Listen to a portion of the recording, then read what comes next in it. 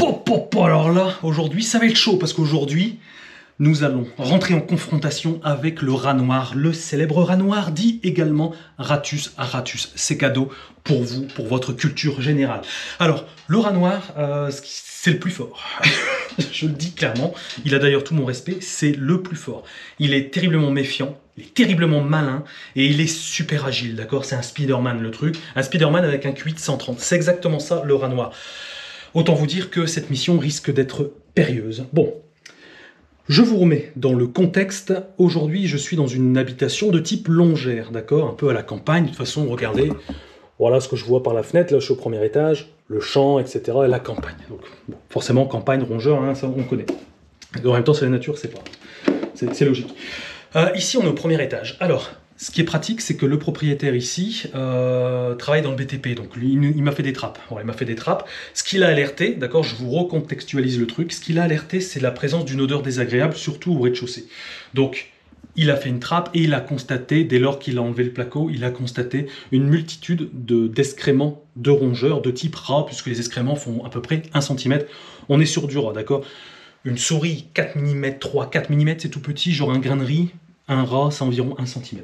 Ni une ni deux. On va commencer par l'observation. C'est parti, j'ai la petite lampe et on commence par le premier étage. Le premier étage, il est ici, ensuite on ira au rez-de-chaussée. On va déjà se faufiler là-dedans pour voir un petit peu ce qui s'y passe. Allez, c'est parti, je prends le petit escabeau. Hop.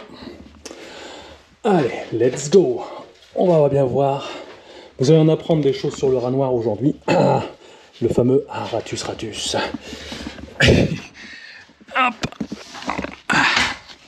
Et voilà, on y est. C'est bon. Alors, observation, compréhension. Déjà, vous n'avez pas l'odeur, d'accord? Bon, moi, je vais utiliser mon pouvoir olfactif ultime pour vous dire qu'ici, il y a une absence totale d'odeur, d'accord? Je ne sens rien, pas d'odeur désagréable, il n'y a que dalle. Donc, bon, déjà, c'est déjà encourageant. Ensuite, je constate également l'absence de traces d'urine et d'excréments de rongeurs. On voit rien, il n'y a rien. Il n'y a rien du tout, ok. On constate également quoi au bout, là, il y a des sachets qui contiennent des produits raticides sous forme de blocs. Et ben là, c'est pas bon, vous avez tout faux. Et ouais, et ouais. Ce qu'il faut savoir, c'est que attends, attends, je vais descendre et je vais vous expliquer pourquoi ça marche pas, le bloc. Sinon, je vais respirer tout ce bordel. Hop, voilà. Hop, alors... Pourquoi il ne faut jamais utiliser de blocs raticides lorsqu'on a affaire à du rat noir? Le rat noir, ça y est, je tousse. Le rat noir, lui, c'est la patte, d'accord? Cherchez pas le bloc, il s'en tape. J'ai jamais vu de rat noir, ça fait 12 ans, voire maintenant 13 ans que je fais ce boulot-là. Systématiquement, lorsque vous avez du rat noir, orientez-vous vers du raticide sous forme de pâte. Et j'ai envie de vous dire, de manière générale, lorsque vous avez des problèmes de rongeurs, que ce soit rat ou souris, en intérieur, privilégiez la pâte.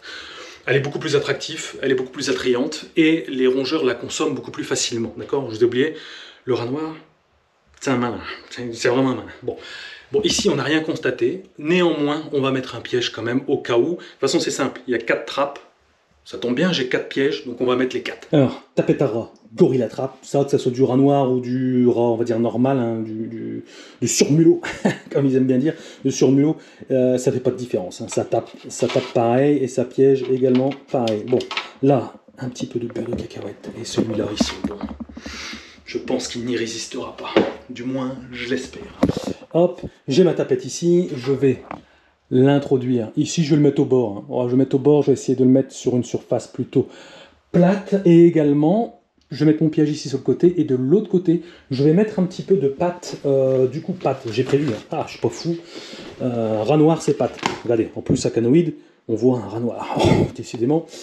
Hop, c'est le destin. Bon, ça, je vais en poser 2-3 sachets juste au bord, ici. Et également, la particularité de la pâte par rapport au bloc, c'est justement son aspect huileux, parce qu'à l'intérieur, vous avez, c'est simple, en fait, vous avez soit de l'huile de colza, soit du saindoux. Et en fait, ça rend l'appât beaucoup plus attrayant. On le voit un peu, hein, il luit un peu. Voilà.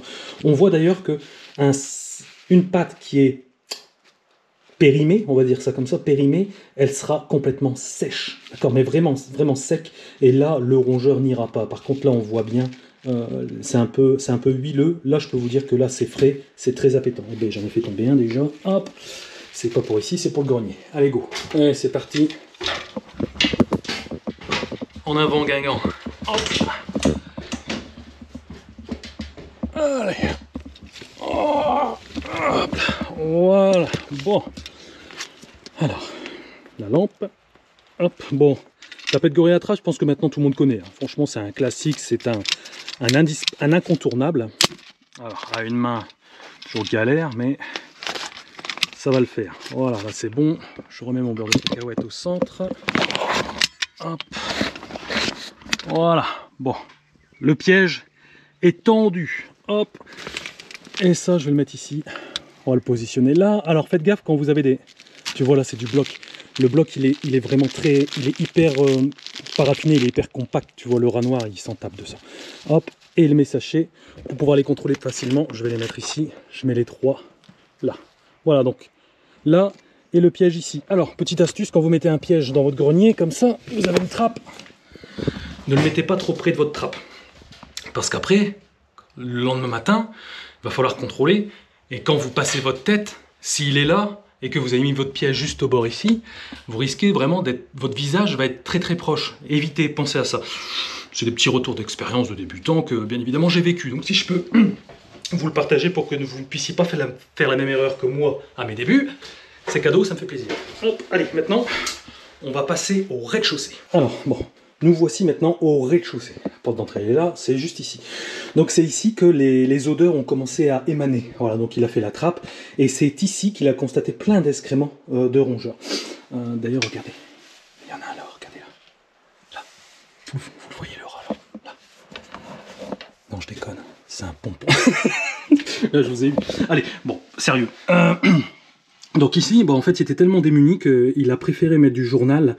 Comme ça, lorsque les rongeurs viennent faire leurs excréments, derrière lui, il peut les retirer.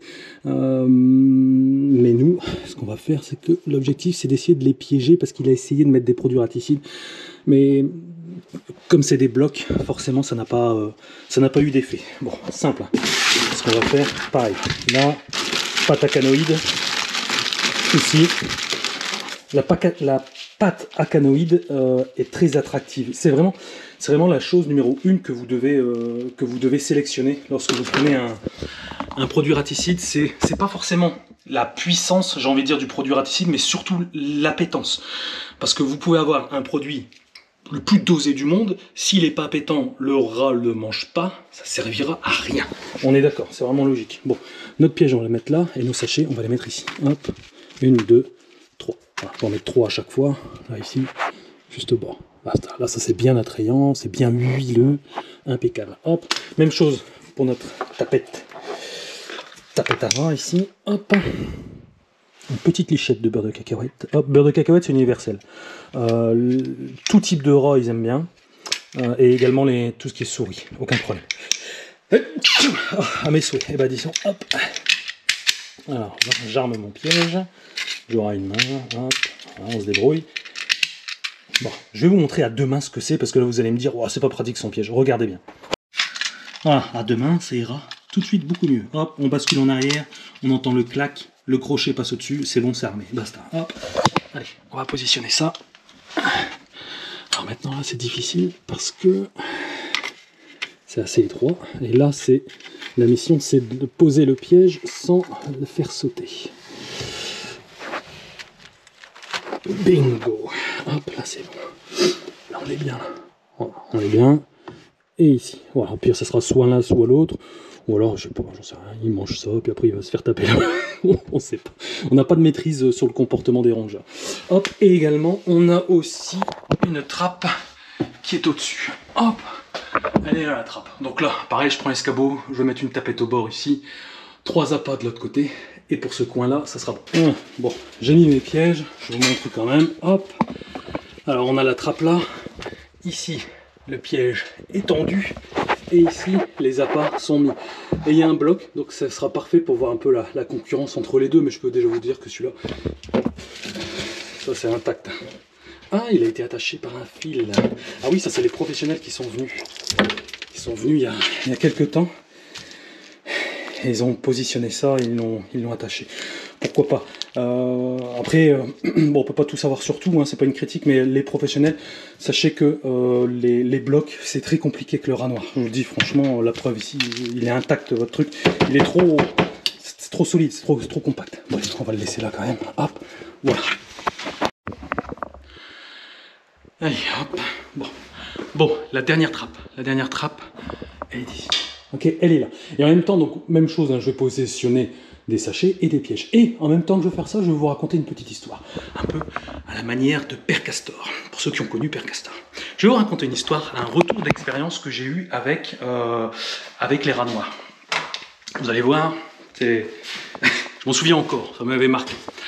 Un jour, bon, il y a plusieurs années, j'intervenais dans un magasin de fruits et légumes.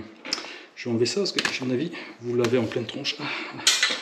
J'intervenais dans un marchand de fruits et légumes, mais un gros truc, hein. Toi, genre vraiment un grand magasin, quoi. Et ce qui se passait au niveau de la réserve, c'est qu'ils avaient des stocks d'avocats dans des grandes caisses, tu vois, sur palettes, des grandes caisses. Et un jour, comme ça, boum, ils ont subi une invasion de rats. Et ces rats-là, ils s'attaquaient exclusivement, malgré qu'il y avait tout, hein, tu vois, il y avait tout. Et il y avait également une réserve sèche, des biscuits, tout ça. Et il y avait donc une palette remplie d'avocats, et ils tapaient que les avocats. Tu vois, il y avait plein de bouffe partout, mais les rats, ils allaient que vers les avocats. Les avocats, ça coûte cher en plus, donc, mais ils cartonnaient. Et en plus, tu sais ce qu'ils faisaient? Ils prenaient un avocat, ils grignotaient un petit peu, et après, il grignotait un deuxième, puis un troisième, enfin bref, et c'était invendable, forcément c'est invendable. Bon, attends, je vais armer cette tapette en même temps, ça m'énerve. Hop.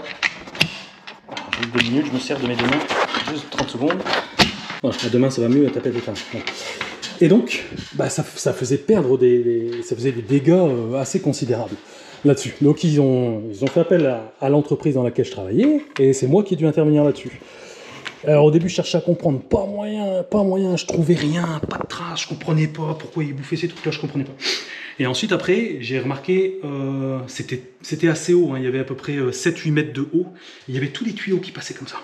Et je me suis dit, et je vais prendre une nacelle, et je vais aller voir un peu en haut ce qui se passe pour voir si je vois des traces ou pas. Bingo, sur la tuyauterie, toutes des traces de rongeurs, tu vois, mais ça se voyait, c'était flagrant. Et là du coup, j'ai pu comprendre facilement que, comment c'est du rat noir? Le rat noir vit principalement en hauteur. C'est un équilibriste. Donc si vous voyez en hauteur sur un tuyau passer des rongeurs, il y a de fortes chances que ça soit des rats. Surtout que, à part au-delà de 5 mètres, on est quasiment sûr que c'est du rat noir. Très très fort. C'est un alpiniste le truc. Il grimpe comme ça, il est hyper balèze, hyper agile.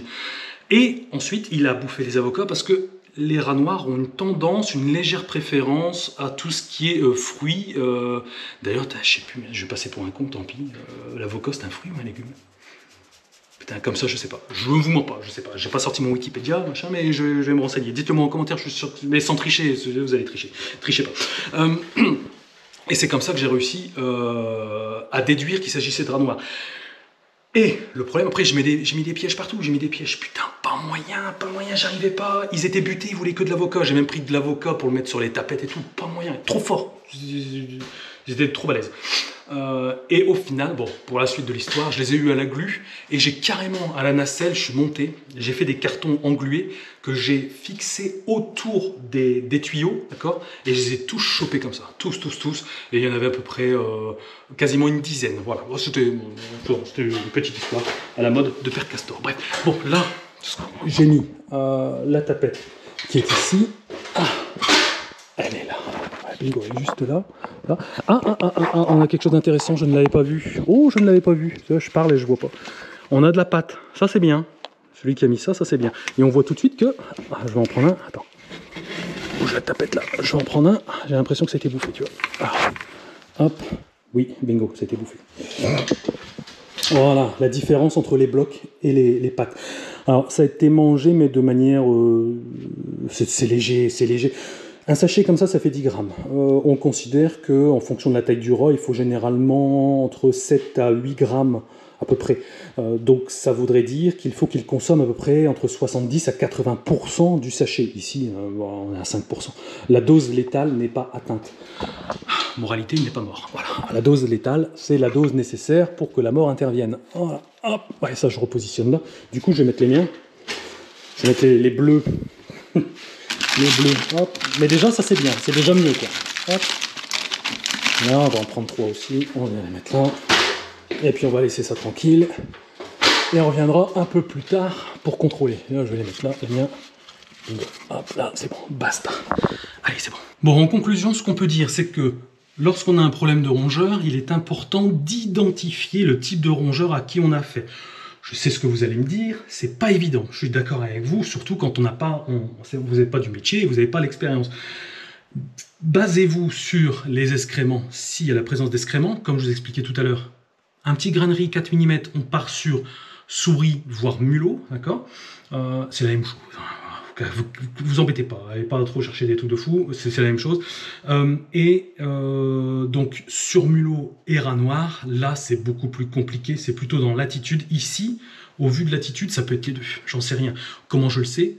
Parce que le propriétaire en a chopé un à l'extérieur. Donc généralement, c'est une espèce qui ne cohabite pas vraiment ensemble, quoi. Donc on peut déduire qu'ici, ce sera plutôt du rat noir. Une fois que vous avez compris à qui vous avez affaire, quand c'est dans les murs comme ça, il n'y a pas 36 solutions. Soit vous faites des trappes comme ici, vous pouvez positionner des pièges mécaniques, ou alors si vous voulez même pas voir le rat, rien du tout, dans ce cas-là, vous posez des sachets, d'accord. Si vous n'êtes pas bricoleur, vous n'êtes pas capable de faire des trappes, utilisez les pattes acanoïdes que vous venez. Au niveau des prises, vous recoupez l'alimentation électrique générale avant de le faire, je précise, voilà, vous enlevez ça et vous balancez du produit derrière. Il n'y a pas 36 000 solutions à faire, et même si vous faites un appel à un professionnel, il ne fera pas plus que ça. Je vous le dis parce qu'il ne fera pas plus, parce qu'il ne peut pas faire plus, il y a ça aussi. Donc voilà, bon, vous avez compris un peu le procédé. Tous les produits que j'utilise sont disponibles sur la boutique officielle votreexpertantinuisible.com. Je vous mets tout dans la description. Et également, René, je te mets la canoïde pâte. Il marche bien. Tu peux te faire confiance, franchement, il marche bien. Je le mets là. Ok, il ne marcherait pas, je l'utiliserai pas dans mes interventions. C'est logique. Sinon, ça va me faire revenir pour rien. Donc, je te le mets là dans le petit carré. N'hésite pas à t'abonner en cliquant ici. Quant à nous, bien évidemment, on se revoit ici. Je vais laisser quelques jours, pourquoi pas semaines, pour bien laisser le temps au rongeur de se faire gauler ou pas. Le propriétaire reviendra vers moi, le cas échéant. Voilà. Allez, je vous dis à tous, à très bientôt. Ciao tout le monde.